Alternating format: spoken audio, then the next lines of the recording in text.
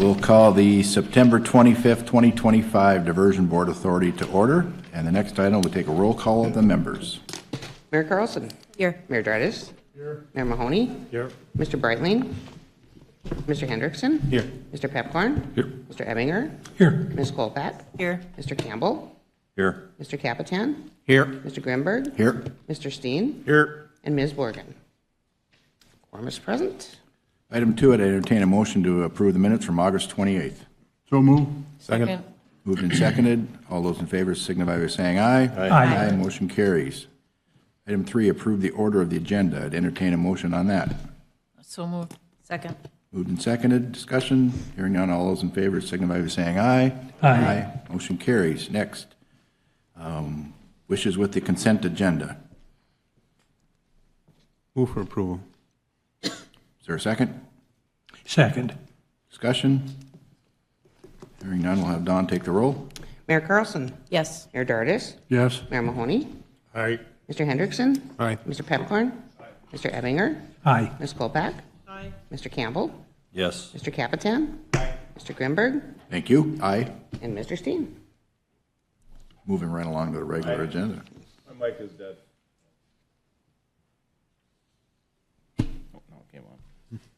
Very good. Item 5 under the regular agenda, Executive Director update. Jason? All right, thank you, Mr. Chair, board members. First, my first item is our compliance specialist position. We did open that position at the beginning of September on September 2nd. We'll be closing next week on the 29th. At that point, we'll take a week or so to review all the applicants, and we're hoping that by mid-October to do interviews and then make an offer so that by end of October, early November to have that position filled and have that important work back in full force here. In the meantime, Justin's been doing a great job, and he'll have the lead in that hiring process. Then when it comes to project tours and coordination, we've had a very busy week. Started off the first week of September with the Red River Basin Commission was in town with their annual fall meeting in Moorhead. And at that, and Commissioner Pepcorn is the chair of that organization this year. So it was great to have Commissioner Pepcorn and the whole team. We went on a tour of the diversion project for about 4 hours. Members from both the Minnesota and North Dakota side, as well as from up in Manitoba. They felt that was a very informative tour, and it was well attended. Then our board retreat, again, appreciate all the attendance and from the board. And I thought it was a great tour. We're having great weather for fall tours, and we beat the rain last week, so that was good. And then just in the last day, the Minnesota, the House Capital Investment Committee, their bonding bill tour, we were able to get on the bus up in Crookston and talk with them. As we traveled by bus from Crookston down to Moorhead, we passed through Georgetown and talked about that project. We had a great opportunity to present the overall project, give them an update, provide some videos.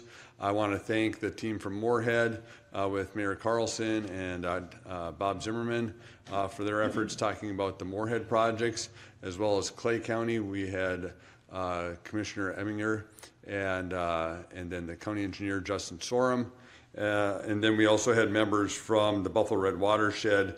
Board member Bill Davis was with us, and then Bennett Euler from who's the engineering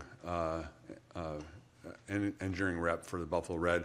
All of us were on that, and again, it was I think well done group presentation between all the members that participated, and the committee and Minnesota House members that were on the bus appreciated that. So with that ends my brief. If there's any questions for me. Questions for Jason? Thank you, sir. All right, thank you. General Counsel update. John?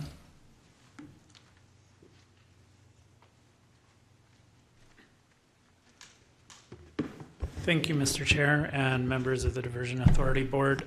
The first item I have for an update is the resolution that's before you for the Metro Flood Diversion Authority to take responsibility for the design, construction, and operation of the Cheyenne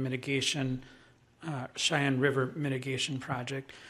As you can see on the map, as part of the diversion project, the Cheyenne River Mitigation Project is an intended mitigation project in North Dakota for river impacts associated with the diversion project.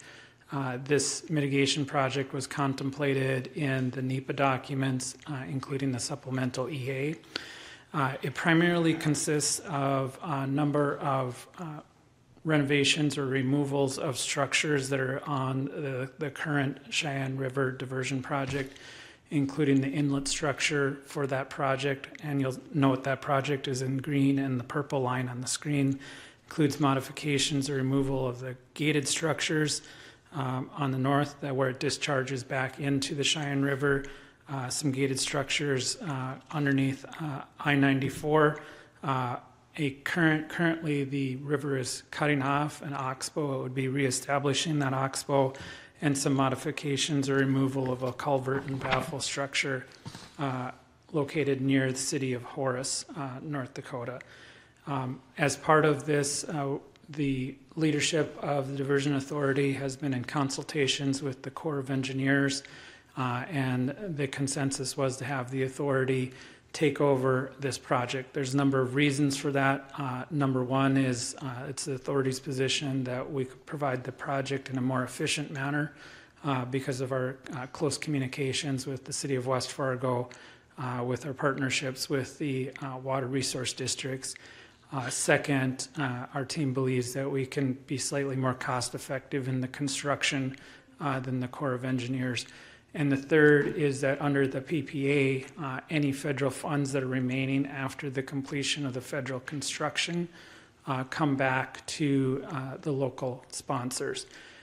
The federal construction cannot be completed until this project is completed. And this project cannot be completed until the Cheyenne Aqueduct and the diversion channel are operational to provide protection to the city of West Fargo.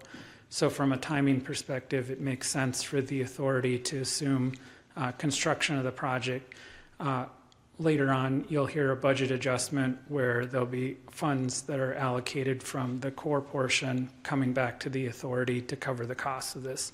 In the short term, before a formal PPA amendment is entered into, we have some initial discussions with the Corps where an MFR, memorandum for record, would be issued, in which the authority would take over the design, the feasibility and design phases of the project in anticipation of a PPA, because we're currently working on a PPA amendment that requires some legislative approval at the congressional level, and the timing of that is still a little bit uncertain due to the issues relating to the continuing funding resolution before Congress. The resolution has really three parts. Number one, it's a request to take over this portion of the project, giving us direction to amend the PPA, and then authorizing the designing and planning activities for the Cheyenne River Mitigation Project. Happy to answer any questions. This was recommended by Finance Committee yesterday. Paul can certainly answer any of the budget questions that would be related to this activity. Questions for John? Move to approve. Is there a second? Second. Moved and seconded. Discussion? Hearing none, we'll have Don take the roll. Mayor Carlson. Yes. Mayor Dardis. Mayor Mahoney. Aye. Mr. Hendrickson. Yes. Mr. Pepcorn. Aye. Mr. Ettinger. Aye. Ms. Kolpak. Aye. Mr. Campbell. Yes. Mr. Capitan. Yes. Mr. Grimberg. Aye. And Mr. Steen. Yes. That is everyone. 6B, John, Dispute Review Board update. Yes, thank you, Mr. Chair, members of the Diversion Authority Board. This is, I keep this on the agenda for transparency purposes. The Technical Dispute Review Board had its quarterly meeting on Tuesday. It was just a general meeting to go over kind of the parties involved in the project, The members got to see parts of the project, got to understand portions of the project, and we talked through some of the leadership charts and entity charts of the project so that the TDRB members are better able to understand the project if there arises a need to utilize their services. Their next meeting is currently scheduled to be virtual. I made on behalf of the authority a joint request along with the developer that the next 2 meetings be virtual so that there would be a cost savings of not having any in-person meetings. Happy to answer any questions, but it's more of a transparency issue. Questions for John? 6C?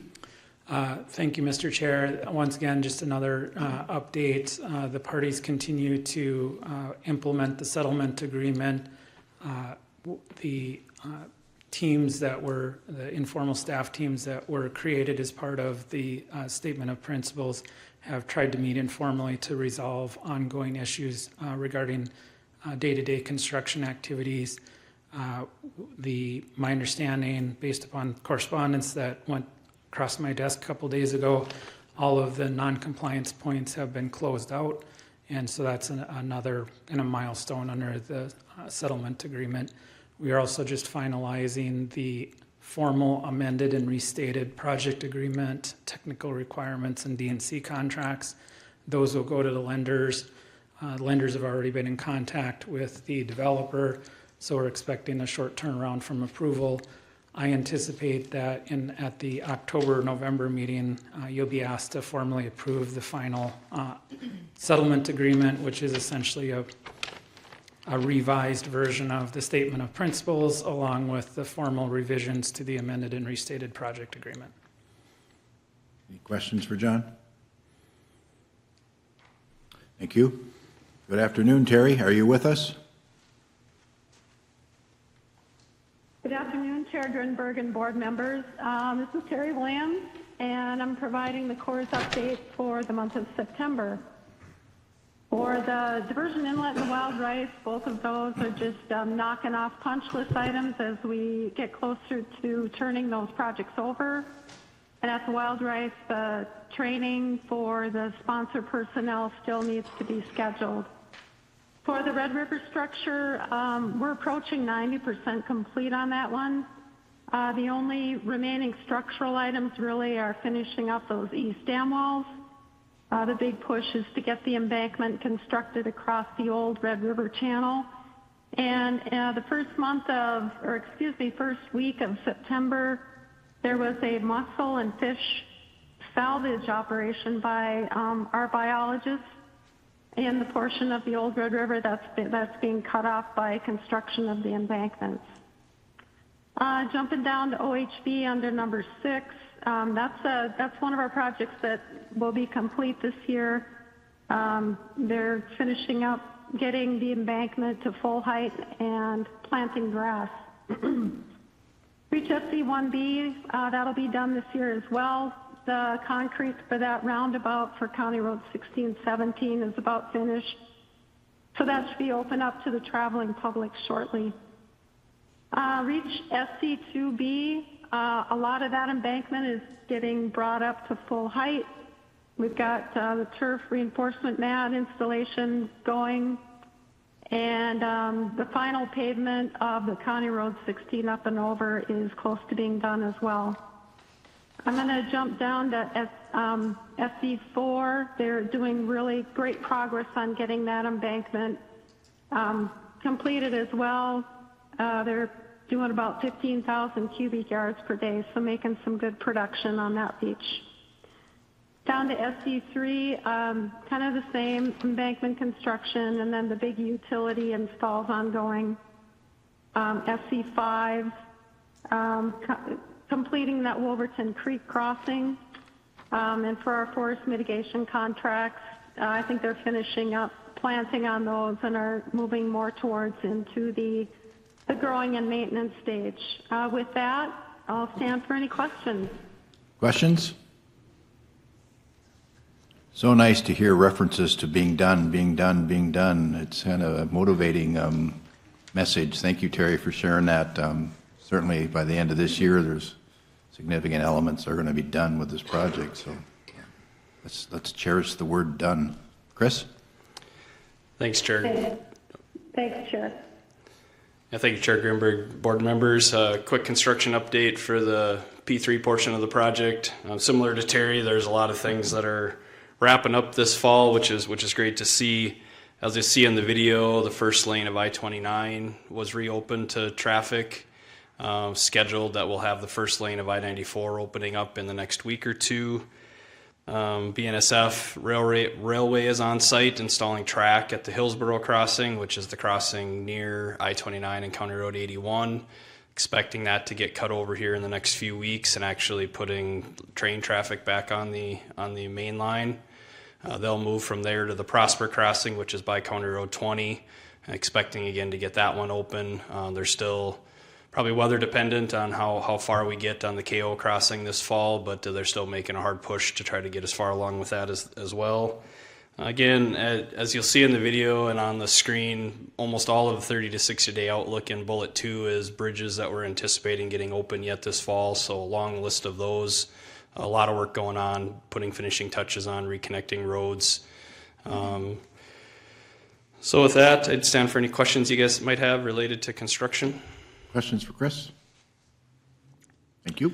All right, quick safety update. Oh, sorry, we can, I guess we can look at the bridge one quick. Again, just summarizing, you can see many of the bridges now moving into the opening to traffic lines or getting close to those, and then progress on many of them getting more and more close to that opening of traffic date. So.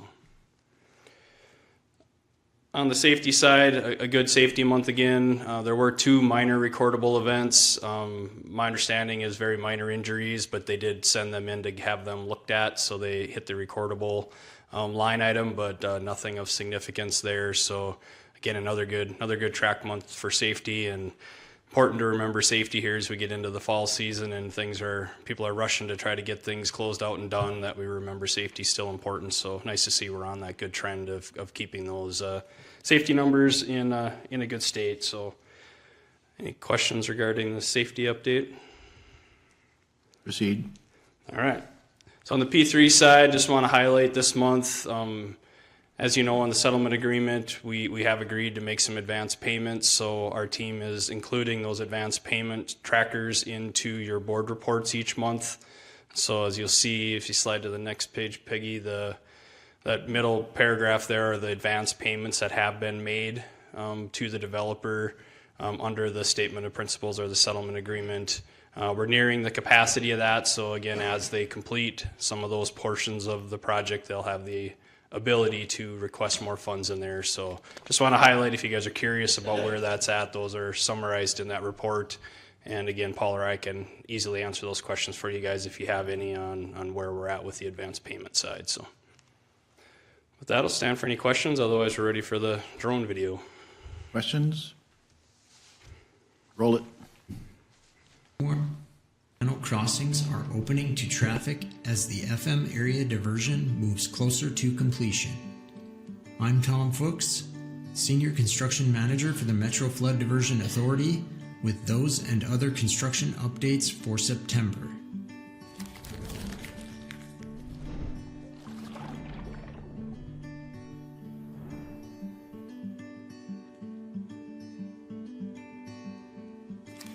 After having opened the County Road 10 crossing late last month, ASN constructors announced the opening of the northbound driving lane of I-29 this month. The shift in northbound traffic makes way for the next phase of work, including removal of the northbound bypass lanes, which is now underway. Nearby, the BNSF Hillsborough crossing is nearing completion. Our drone view captures the nearly completed bridge structure, where only final welding and protective coatings remain to be done. They completed approach embankments on both ends and also started permanent track installation on the bridge's south approach. In this same area, the County Road 81 crossing also is nearing completion. Crews placed concrete for the bridge approach slabs and bridge railings this month.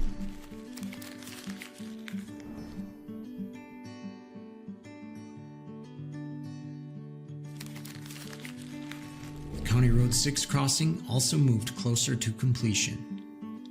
ASN constructors poured the bridge deck this month. It's the last of 16 road crossings to achieve this milestone.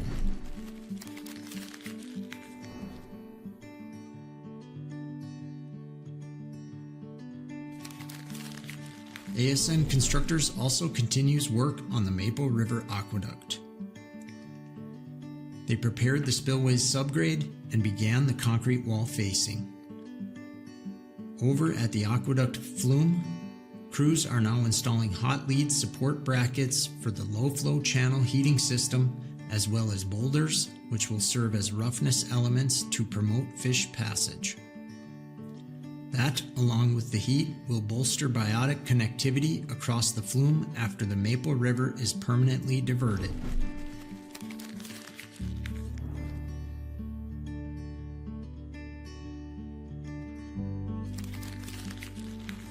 On the channel itself, excavation continues, as does building the embankments.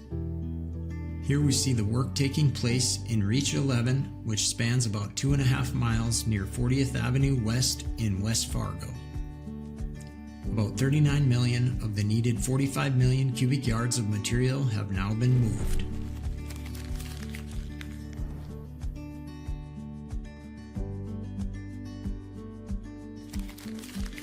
As we shift to the federal work being done, we can see crews working on completing crossings over the 22-mile southern embankment.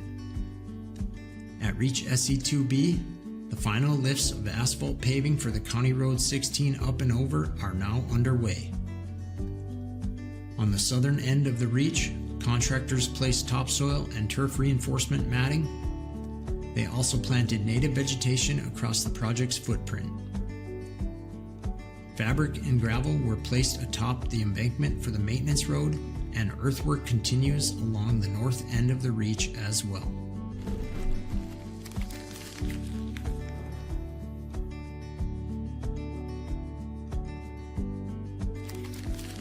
One of the project's mitigation efforts involves building a ring levee around Oxbow, Hicks, and Bakke. Hendrickson Transportation, LLC, the federal contractor, is nearly done placing the embankment near the intersection of County Roads 81 and 18 at the south end of the project.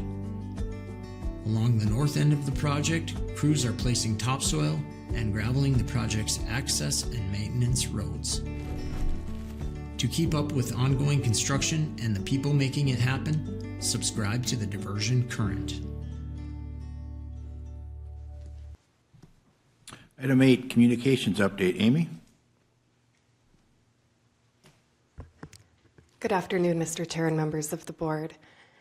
This past month, or actually earlier this month, we sent out the newsletter focused on aqueducts and an interview with Jeremy Fenske. More than half of those were opened, and we had a good click-through rate of nearly 16%. We also provided materials and a PowerPoint for a number of the tours that Jason mentioned earlier, as well as the Minnesota DOT conference this month.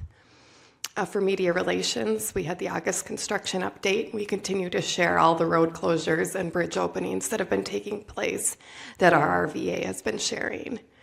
Additionally, we got some recognition from the NFPW for a number of products that the communications team produced last year, including videos and some articles, so it was nice to see a little validation for that work. That's all I have for you this month, but I'm happy to answer questions. Questions? Thank you. Land management, Justin? I'm always a short person.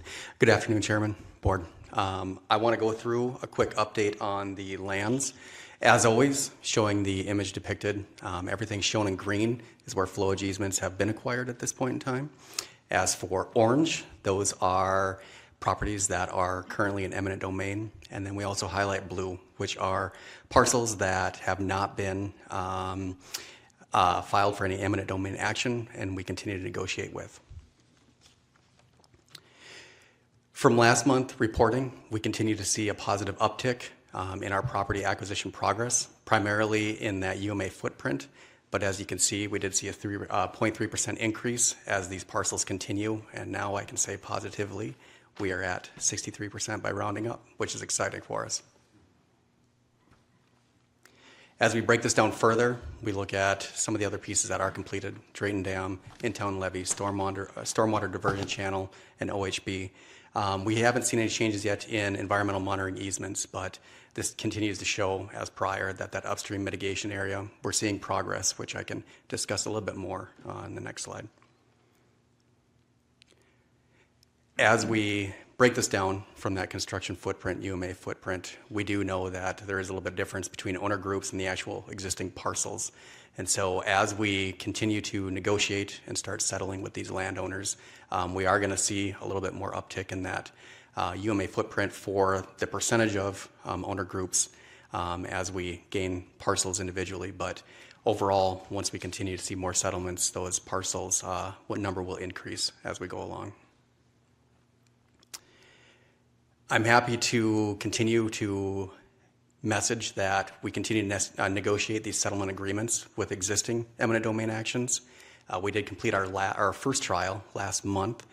Since then, we've had the opportunity to negotiate multiple settlements outside of court, which has been a positive for us in our progress.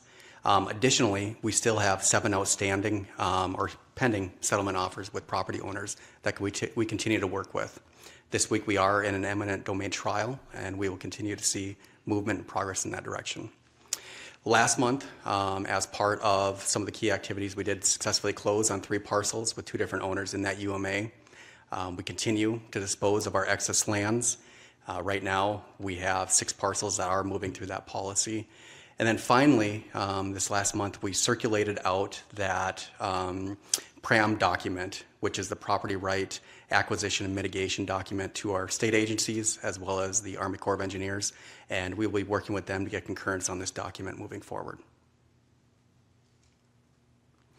And as always, the last thing I want to highlight is the continued efforts with our land agents to continue not only to help with relocation services as well as the final walkthrough assistance on properties, but also the rent payments, which continue on both the Minnesota and the North Dakota side.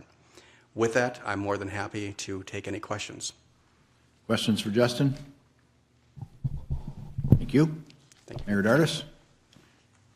Thank you, Mr. Chairman. Finance Committee met yesterday. We had a full agenda, had many things that came before us. All of the items that you see on,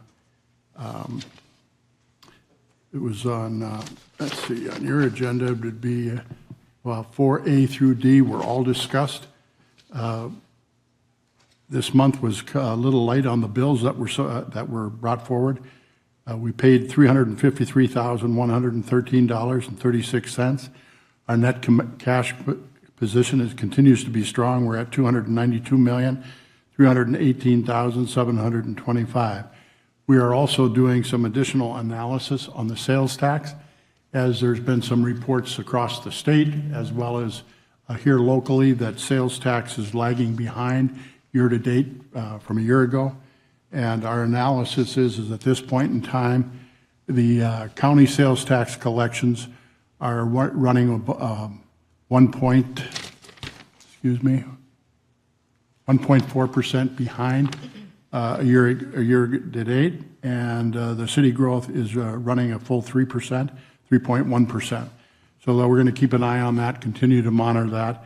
I will caution you when you take a look at those numbers that that is reporting as of August 21st is the last report that has come in from the state tax commissioner. So it's lagging behind several months.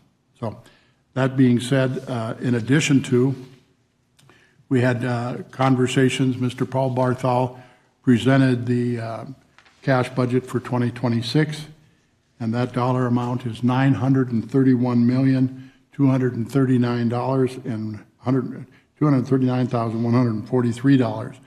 And we'll note if your milestone payments potentially, if the developer continues to make progress and finish the projects that is on their schedule, we could be seeing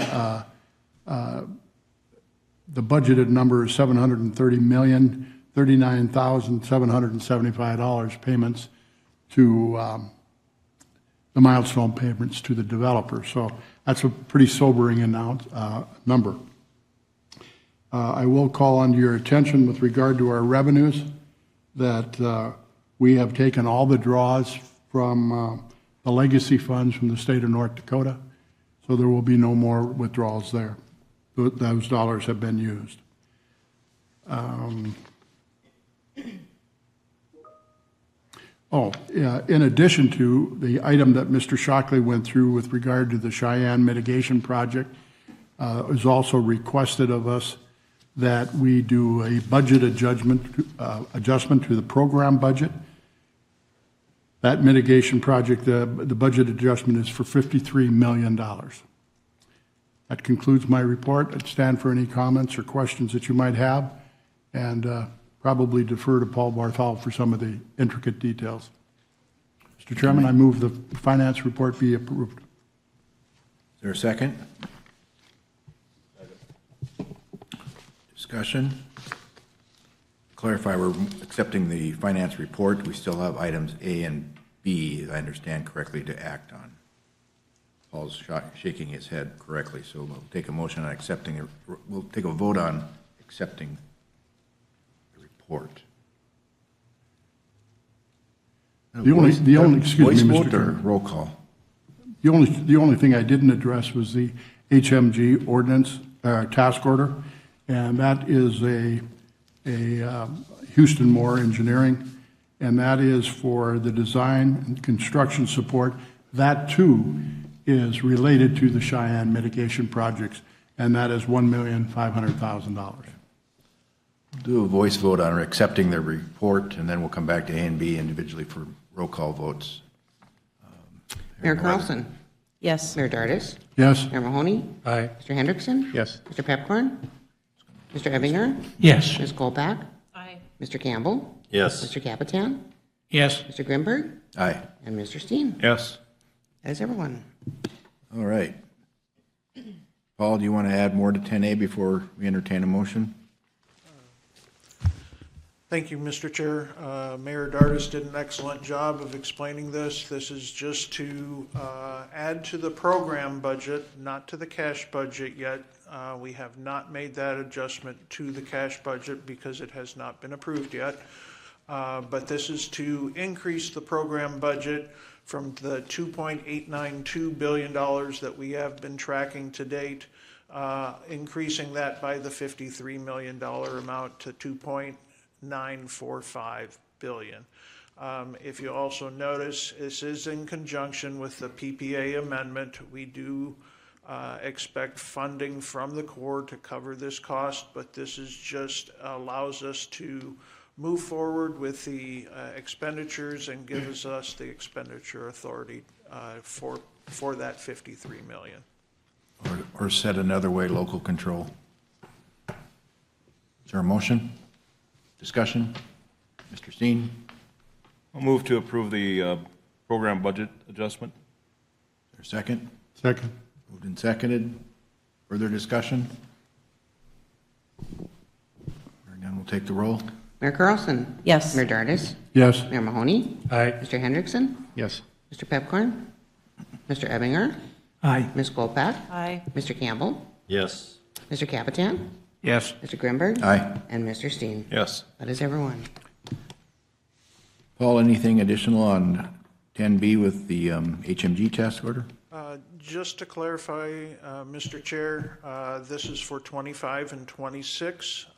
As noted by Mr. Shockley, this project will not be under construction until after the completion, so probably 27 at the earliest or 28.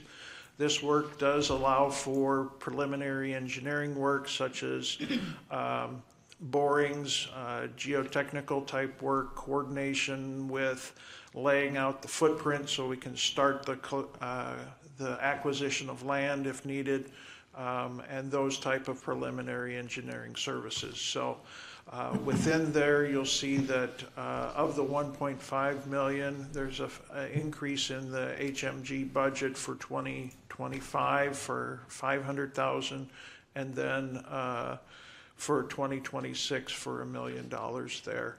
Again, since it has not been approved, it has not been included in the cash budget.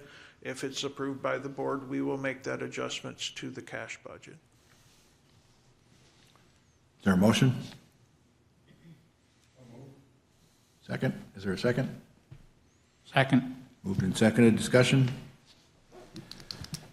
Hearing none, we'll take the roll. Mayor Carlson? Yes. Mayor Dardis? Yes. Mayor Mahoney? Aye. Mr. Hendrickson? Yes. Mr. Ebinger? Yes. Ms. Kolpak? Aye. Mr. Campbell? Yes. Mr. Capitan? Yes. Mr. Grimberg? Aye. And Mr. Steen? Yes. And that is everyone. Any other business? Anyone online or in the chambers that would like to provide public comment? Hearing or seeing none. Item 13, the next meeting is October 23rd. I entertain a motion to adjourn. Moved. Is there a second? All those in favor signify by saying aye. Aye. We are adjourned. Thank you.